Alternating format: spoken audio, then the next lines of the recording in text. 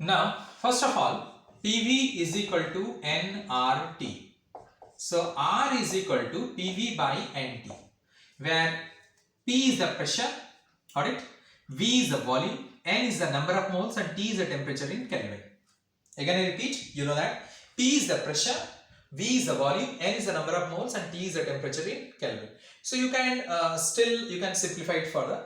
That pressure is equal to force per unit area, volume is equal to area into length. So area will get cancelled. N is the number of moles, we can say that, and T is the temperature in Kelvin or degree, and we'll be getting it. That is a unit. We will be getting it. So it will be nothing but what I said. P is equal to force per unit area. Let me write. And volume is area into length. We can say that. L stands for length. Let me write that also. Now, next is N is nothing but number of moles, and T is the temperature in Kelvin. We can say that. Clear. Now this area cancel. Force into length is what? Nothing but work done. We can say that. It is nothing but work done. So work done per degree per mole. We can say that. So if it is measured in Kelvin, so work done per Kelvin per mole. If it is measured in degree, the temperature is generally it is not measured in degree. It is measured in Kelvin only, because the SI unit of temperature is Kelvin. SI unit of temperature is Kelvin. So it will be work done per Kelvin per mole, and if it is in degree, it will be work done per degree per mole. That's it. Fine. Now our main purpose is to find the value of R. As I said you just now, that the value of R depends upon the unit of pressure and volume. Listen carefully this thing. Unit of pressure and volume. Alright. Now suppose if pressure is 1 atm.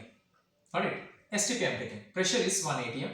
So volume will be, you know that, molar volume is 22.4 liter. And at that time, this is 1 mole, because, and the volume temperature is nothing but 273 Kelvin. All these are related. We have discussed earlier that when at STP, when temperature will be 273, pressure will be 1 atm, and the volume of the gas is 22.4 liter, and the number of moles will be 1 mole of the gas, because 1 mole of the gas is nothing but 22.4 liter. Fine. If you divided this one, you will be getting 0.0821 liter atm per Kelvin per mole. Alright. Liter atm per Kelvin per mole. We got it, this value. So here, if in the question the pressure is given in atm and volume is given in liter, then you will be using this particular, that is value of R. This particular value of R you will be using it. It's not that any value of R you can take it. I am saying you repeatedly. The value of R depends upon the unit of pressure and volume. If the pressure is measured in atm and the volume is measured in liter, this should be the value of R. Suppose if the pressure is not in atm, the pressure is in bar.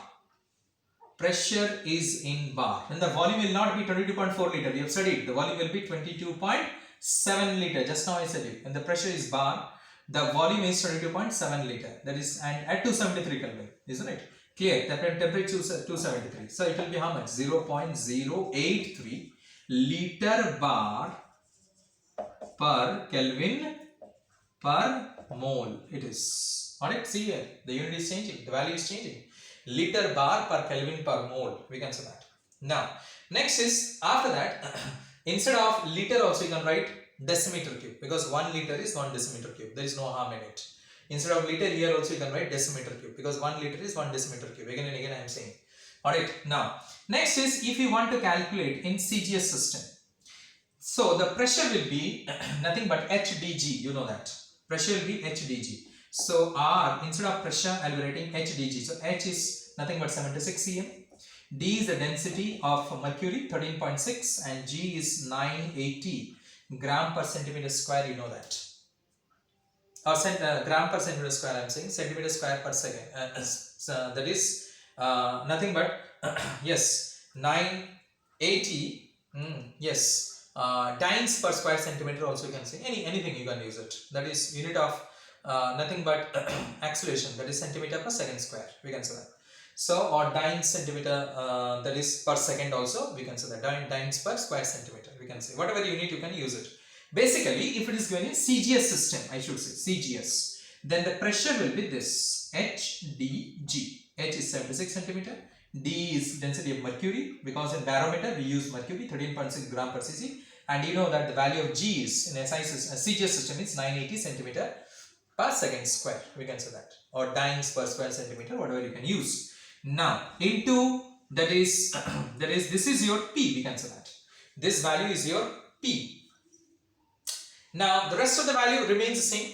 So here that is instead of 22.4 liter. Now this is in CGS. So the volume should also be in CGS. So instead it will not be liter, it will be ml or cc. So 22400 ml. Are you following? Pressure is HDG. H is height of the, what you can say, barometer. You know that 76 centimeter. You have read it in geography or somewhere. And density is 13.6 gram per cc and G is this much. Now volume is how much? 22400 ml or 22400 cc, because this should also be in CGS. And number of mole, that is 1 mole of course. Temperature is of course 273 Kelvin. Now if you do this particular thing, alright, if you do this, you will be getting nothing but the value of R. Where should I write? Here let me write 8.314 into 10 to the power 7 arc per Kelvin per mole. See the unit is important. 8.314 into 10 to the power 7 arc per Kelvin per mole, we can say that, or arcs per degree per mole, we can say that, whatever it is. Now if you need to convert it into SI system, SI means 1 joule is 10 to the power 7 arc, so we will divide it by 10 to the power 7. So it will be R is equal to 8.314 joules per Kelvin per mole. In SI, this is in SI system, 8.314 joules per Kelvin per mole, and this is in CGS. How did we got it? You simplify this one, you will be getting this answer. You simplify this, you will be getting this answer. Now this arcs to joules I have converted. Now joules to calorie.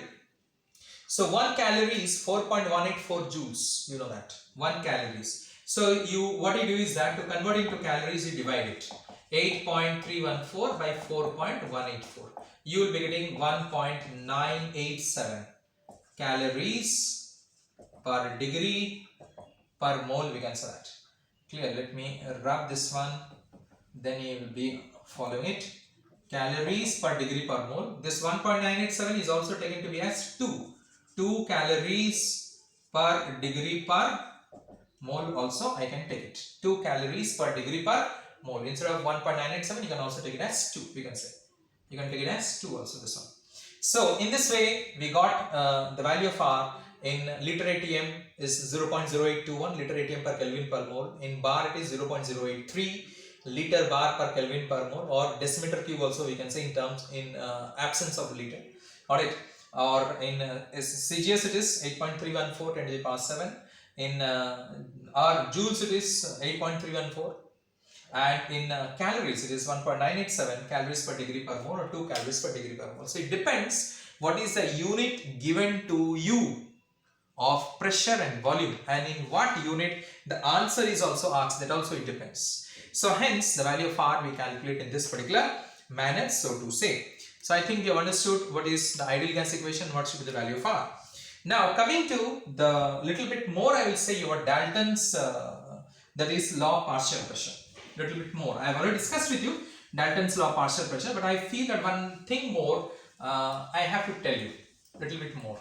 So Dalton's law of partial pressure you have studied that in a particular vessel, when number of gases are being kept, but that should be the uncombined gases. In a vessel you will take, not a particular vessel you will take, suppose a particular cylinder you will take, and you will take number of gases, you can take it, but the gas should not intermix with one another, like hydrogen you take, nitrogen you take, or ammonia you take, and let us say you take neon gas. They will never mix with one another, the 4 gases. Alright, under ordinary conditions they will not mix, under some special conditions they will mix, otherwise they will not mix. So you will take the uncombined gases here in a particular cylinder. You know that why it is uncombined gases, I have discussed with you in the previous AV. Now you have studied that the total pressure of the gas present in the cylinder, total pressure of the gas, alright, in the cylinder is sum of the individual partial pressure taken together.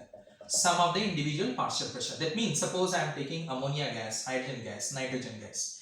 Then partial pressure of ammonia, partial pressure of hydrogen, partial pressure of nitrogen will give you the total pressure of gas which is present inside the cylinder. Now the question is how you calculate the partial pressure. How to calculate the partial pressure? Now, partial pressure we can calculate depending upon whether the gas is ideal or non-ideal gas.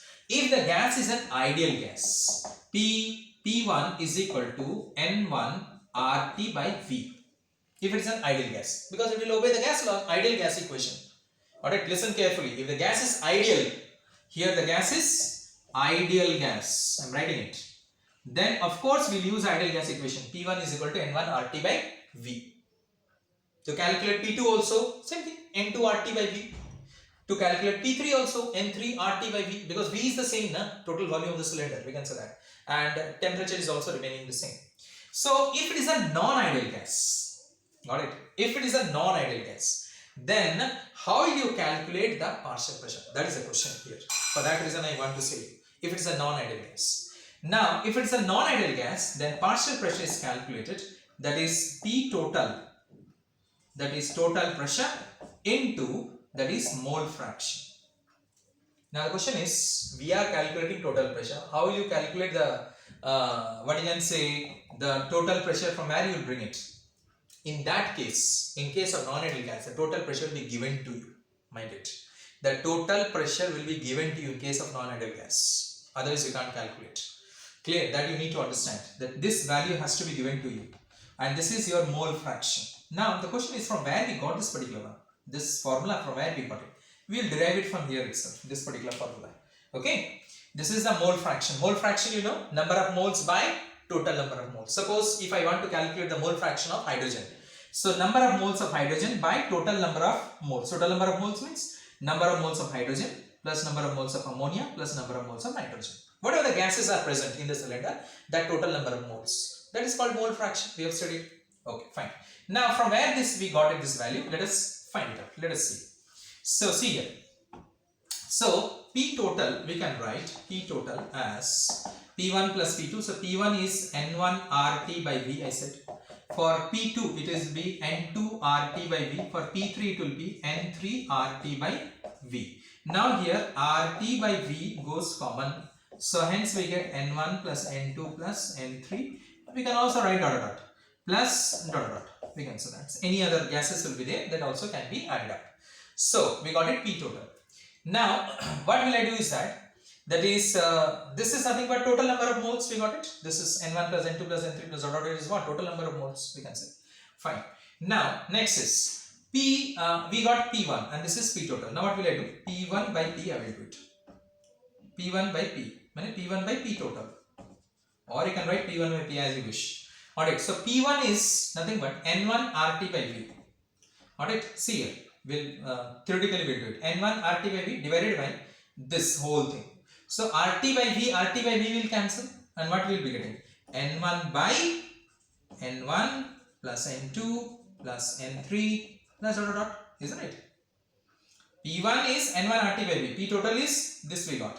You divided this by this. N1 RT by V divided by RT by V into this. So RT by V gets cancelled, and what we will get? N1 divided by this. This is what?